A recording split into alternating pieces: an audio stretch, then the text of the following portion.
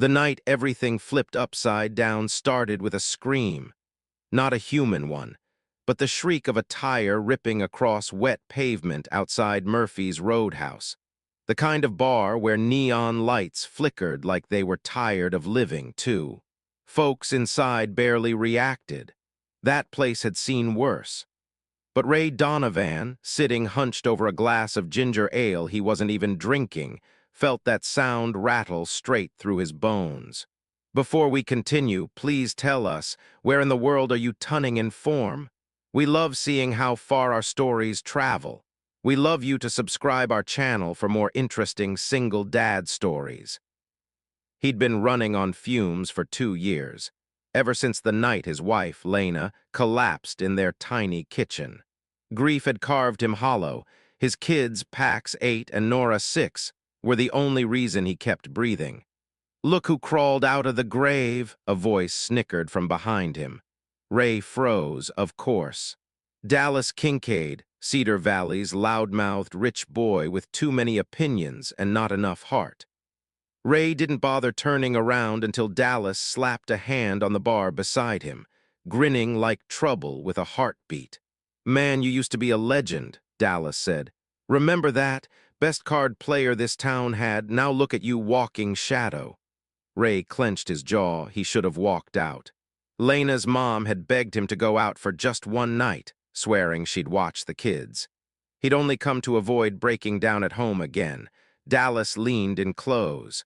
"Tell you what, one game, old school. You win, I hand you $5 grand cash. $5 grand. Enough to ease the medical bills that still hit Ray like sucker punches." "And if I lose?" Ray asked without thinking. That was his first mistake. Dallas smirked, tapping the bar like a drumline warming up. "Then you move your little family into Miss Priscilla Hartman's farmhouse. 3 whole months, her rules, her meals, her everything." The bar went dead still. Priscilla, the quiet woman the town treated like scenery. Oversized flannels, soft-spoken, always alone in that big farmhouse since her father passed. Folks whispered about her weight, her reclusiveness, the way she never looked anyone in the eye. Not cruel, just forgotten. Dallas twisted the knife. "She'll love having company, and hey, you'll finally be living somewhere bigger than that shoebox rental you're drowning in." Laughter rippled through the bar. Phones lifted. People lived for town drama, and this was primetime TV. Ray should have walked. He didn't. He was too tired, too beaten, too desperate to win something, anything, for once. "Deal," Ray said. The crowd roared. And 90 minutes later, after grief fogged every instinct he once trusted, Dallas slammed down a full house like he was dropping dynamite. Ray lost. The cheers sounded like gunshots as he stumbled into the cold night. He sat in his truck for a long time, forehead against the steering wheel, tears falling hot and silent. He wasn't just moving into a stranger's house. He was dragging his children into a punishment he couldn't undo. But Ray had no idea that the woman behind that farmhouse door wasn't the punishment. She was the plot twist that would rewrite every broken chapter of his life. If this story touched your heart, don't forget to subscribe and return to our channel for more life-changing, emotional, and heartwarming stories. By Monday morning, the sky hung low and gray, like even the weather pitied him. Ray pulled up to the farmhouse on Hawthorne Lane, hands shaking on the steering wheel. Pax sat stiff in the backseat, clutching his backpack like a life vest. Nora sniffled beside him, her stuffed bunny tucked under her chin. "Daddy, are we in trouble?" she whispered. Ray's heart splintered. "No, sweetheart, we're just borrowing someone's house for a little while." He knocked, his breath fogged in the cold air. The door creaked open. Priscilla Hartman stood there, and Ray immediately hated how the town talked about her. Yes, she was a large woman, soft around the edges, wearing a faded teal sweater and jeans. But her eyes, warm hazel, steady, unexpectedly kind, held none of the bitterness he expected. None of the humiliation Dallas wanted to create.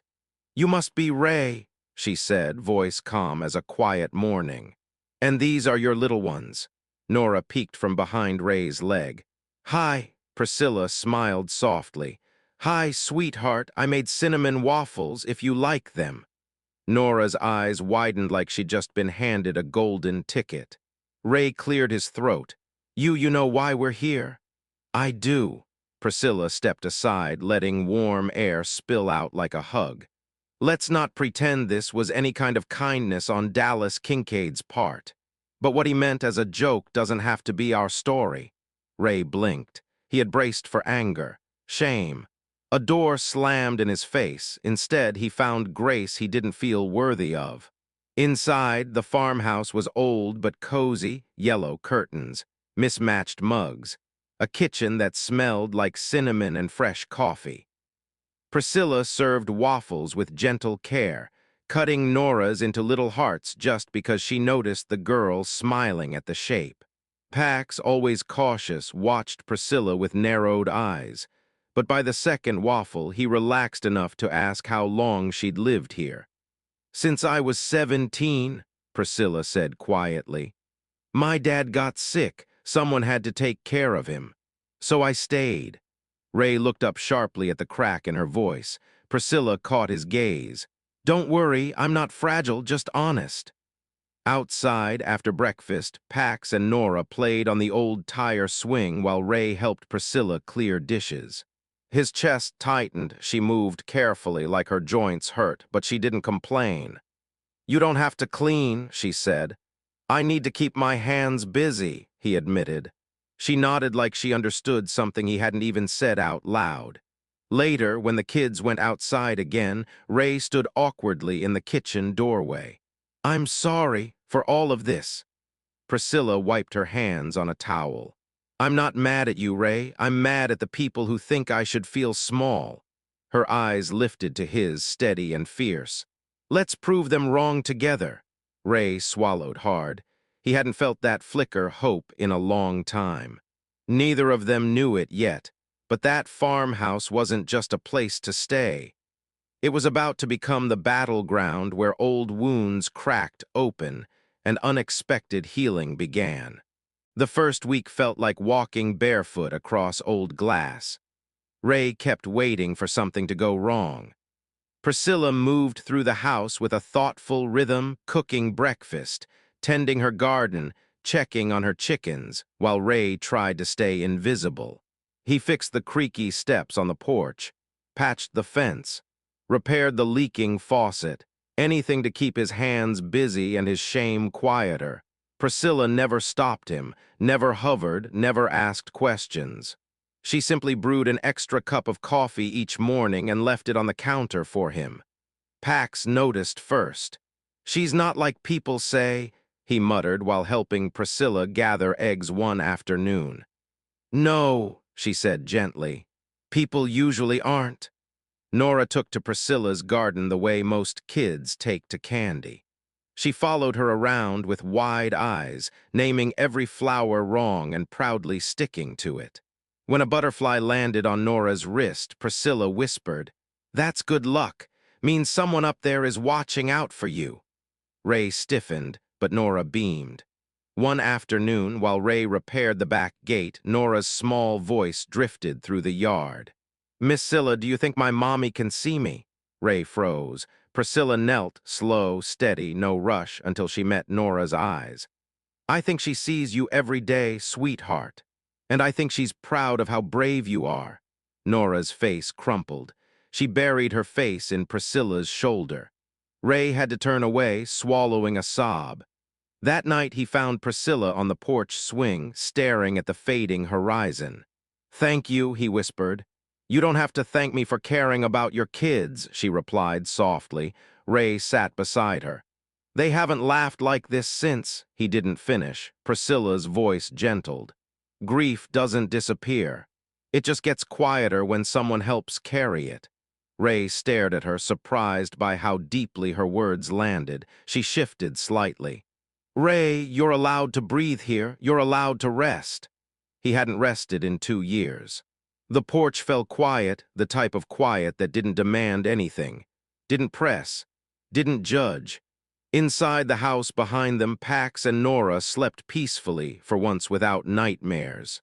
Ray watched the stars, noticing how, for the first time in forever, they didn't feel so far away.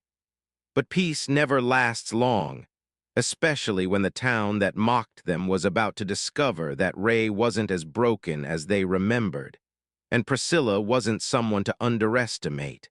By the middle of the second month, something shifted in the rhythm of the house. What began as politeness started turning into something gentler, a familiarity Ray hadn't felt in years. Every morning he found two mugs on the counter, one with a little chip in the rim, his, and one with sunflowers painted on the side, hers. Priscilla insisted it wasn't a ritual, just habit. Ray knew better. Habits don't form without intention. He found himself noticing things about her. The soft hum she made while stirring soup. The way she tucked loose strands of hair behind her ear. The tiny dimples that appeared when she laughed at Pax's goofy jokes. She was quiet, sure, but she wasn't shy. She was observant, smart, steady. One rainy Tuesday night changed everything. The kids had fallen asleep early. Thunder grumbled across the fields like an old truck engine sputtering to life. Ray sat on the porch beneath the awning, watching lightning split the sky. He didn't expect Priscilla to join him, but she stepped outside with a blanket wrapped around her shoulders and sat in the chair beside him. "Rain used to scare me," she murmured. "Only storms we had were inside my house." Ray turned. "With your father," she nodded. "Not his fault. The stroke changed him, made him confused, angry. He'd yell, sometimes throw things. I stayed because he didn't understand any of it." Ray felt something tighten in his throat. "You didn't deserve that." Her eyes glistened. "I know that now." Lightning flashed again, bright as a camera bulb. "Can I ask something?" she whispered. Ray exhaled softly. "Yeah." "Why'd you take that bet, really?" He'd been waiting for it. "Because I was tired," he admitted. "Tired of feeling like a ghost, tired of failing my kids. Tired of waking up and feeling nothing except the weight of losing Lena." His voice dropped. "I wanted to feel like a man again, not a mistake." Priscilla blinked slowly, tears welling. "Ray, you're not a mistake."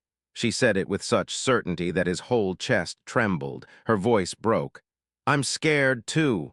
"Of what?" she inhaled shakily. "Of you leaving once the 3 months are up, of this house going silent again. Of realizing this," she motioned weakly between them, "meant more to me than it did to you." Ray stood up and knelt beside her, gently taking her hands. "Listen to me," he said, voice raw. "You didn't just give us a place to stay. You gave my kids a reason to smile. You gave me a reason to breathe. And this," he squeezed her hands, "this means a hell of a lot to me." Priscilla broke. Tears slipped down her cheeks as Ray pulled her into a slow, careful embrace. Her arms wrapped around him, trembling, and he held her like she was something fragile and fierce all at once. For the first time in 2 years, he felt his heart thaw piece by piece. But while love was blooming inside that farmhouse, someone outside it was watching, and Dallas Kincaid wasn't about to let his cruel bet end without causing more trouble. Love didn't make a loud entrance in the Hartman farmhouse. It didn't explode like fireworks. It just appeared one morning, soft as sunlight on the kitchen floor. Ray noticed it when Pax sat beside Priscilla during homework time, not because he needed help, but because he liked her explanations better.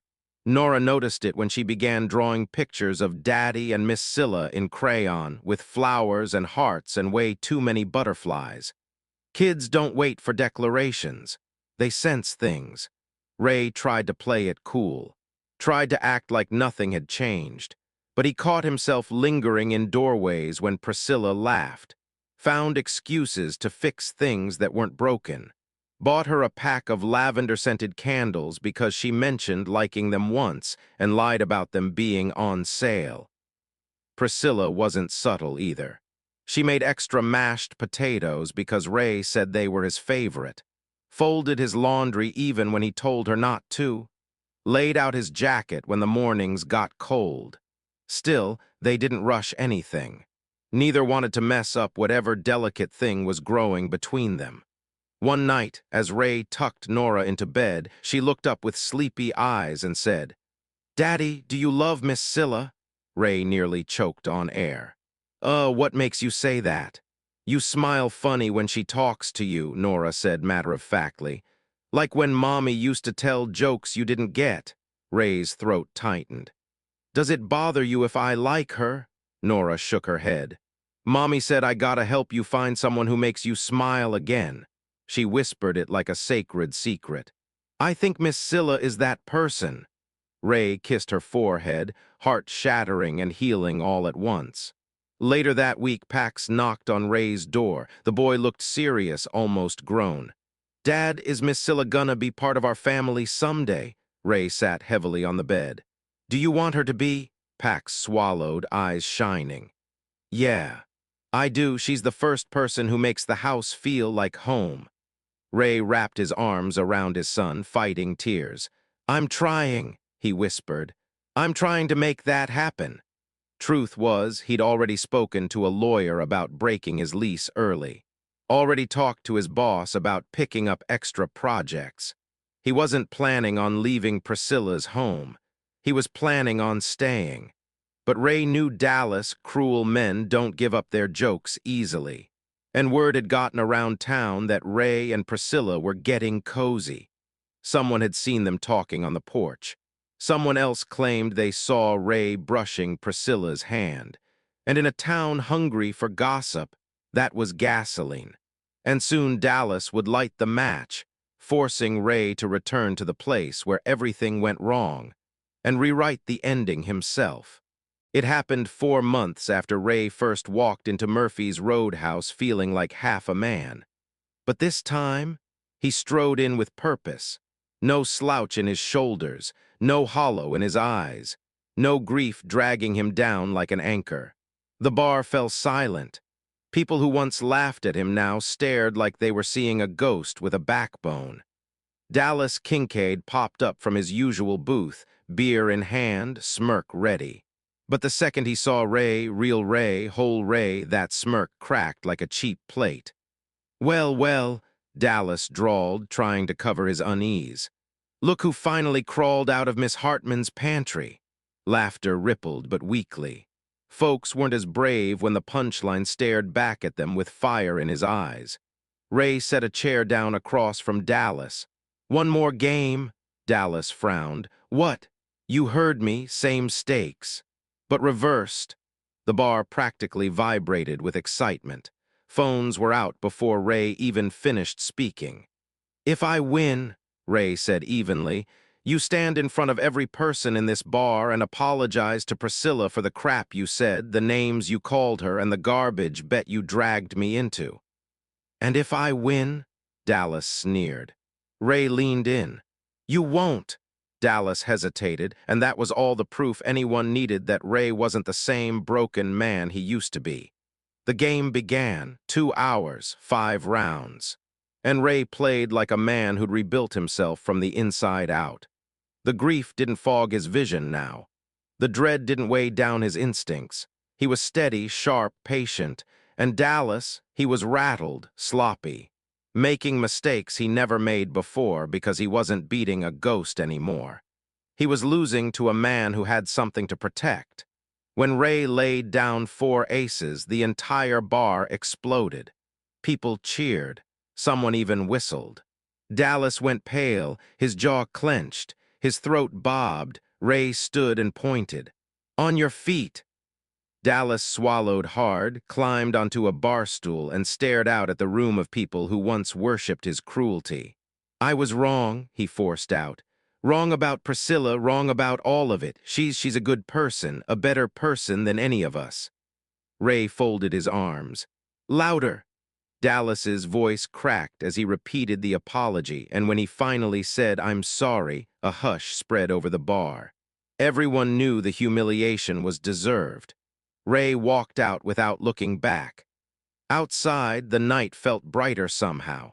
He drove home, to the house that no longer felt temporary, to the woman who had stitched his broken pieces back together, to the kids who were finally laughing again. To family. But Ray still had one more chapter to write, a chapter that involved rose petals, trembling hands, and a backyard garden blooming with new beginnings. Autumn came early that year, crisp air, golden leaves, and a backyard garden bursting with color. Priscilla's flowers had never bloomed brighter, maybe because she wasn't tending them alone anymore. Ray had spent the last month planning something quietly, secretively. Pax helped him pick out the right archway. Nora insisted on choosing the flower petals. Dorn, his late wife's mother, cried when he told her what he intended. "She'd want this for you," she whispered. "And for those babies." The ceremony was simple. Just a few close friends, the kids, Dorn, and the priest who once counseled Priscilla's father during his last days. Pax stood tall as ring-bearer, looking like he was ready to punch anyone who made his soon-to-be stepmom sad. Nora twirled around in a white dress covered in daisies. Ray stood at the archway, nerves buzzing like electricity. Then Priscilla stepped outside. Her white dress was simple, lace sleeves, soft fabric, nothing fancy, but she glowed. Not because she had lost weight, though she had lost some simply from being happier, but because peace finally lived on her face. Confidence, joy. Ray felt tears before she even reached him. When she did, she slipped her hands into his. "You sure you want to marry a woman who talks to chickens like they're people?" she joked, voice trembling. Ray laughed through tears. "Lady, I'd marry you even if your chickens objected." The priest began. "Love does not always enter our lives gently. Sometimes it storms in disguised as hardship or loss. But when two people choose to heal together, the world becomes softer." Ray and Priscilla exchanged vows, raw, honest, imperfect. "I won't promise to never be scared," Priscilla whispered, "but I promise you'll never face the fear alone." Ray wiped his eyes. "I won't promise to forget my past, but I promise to build a future with you that honors everything we've survived." They kissed, slow, emotional, sealing the beginning of their new life. Nora cheered so loud a chicken clucked in protest. Pax rolled his eyes but smiled the widest of anyone. Dorn hugged Priscilla like she'd waited years for this moment. The reception was small but perfect, mismatched chairs, homemade pies, kids running barefoot in the grass. The kind of happiness that didn't need a spotlight. That night, after everyone left, Ray and Priscilla stood on their porch, listening to crickets under the fading sun. "I never thought I'd be someone's second chance," she whispered. Ray pulled her close. "You're not my second chance, you're my answered prayer." Priscilla's eyes filled. "I love you, Ray." "And I love you," he said, pressing his forehead to hers. "More than my past, more than my fears, more than everything that tried to break me." Years from now, the family they built would look back and realize that everything, every heartbreak, every bet, every broken moment had led exactly to where they were meant to be. Years passed softly in the Hartman-Donovan home, filled with birthday cakes, backyard picnics, muddy shoes left on porches, and laughter echoing through hallways that had once felt too quiet. Pax grew into the kind of young man who held doors open and protected the people he loved fiercely. Nora grew into a sunflower of a girl, bright, brave, full of sunshine even on cloudy days. Ray and Priscilla built a life that didn't erase the past but honored it. Lena's picture stayed on the mantel, not as a ghost haunting them, but as a reminder that love can have more than one chapter. On warm summer evenings, the family sat on the porch swing, the same swing where Ray once admitted how broken he felt, the same swing where Priscilla once feared being alone again. Now it held all four of them. Neighbors who once whispered cruel things about Priscilla now came to her for gardening tips and fresh eggs. People who once mocked Ray now came to him for advice or repairs. The town changed because Ray and Priscilla changed first. One night when Nora was 18, she sat beside her parents on the swing and said, "Dad, Mom, can you tell the story again? The one about how we ended up here." Ray smiled. "Which part?" "The part where you lost a bet," Nora teased. Priscilla snorted. "The part where Dallas Kincaid made the biggest mistake of his life," Ray laughed. "Oh, that part." He took a slow breath, looking out over the garden that Priscilla had brought back to life, the same way she'd revived him. "Well," Ray began, "your old man made one stupid decision in a bar, thought he had nothing left to lose. Turns out he had everything left to gain." Pax leaned forward. "That's the part I like." Priscilla squeezed Ray's hand.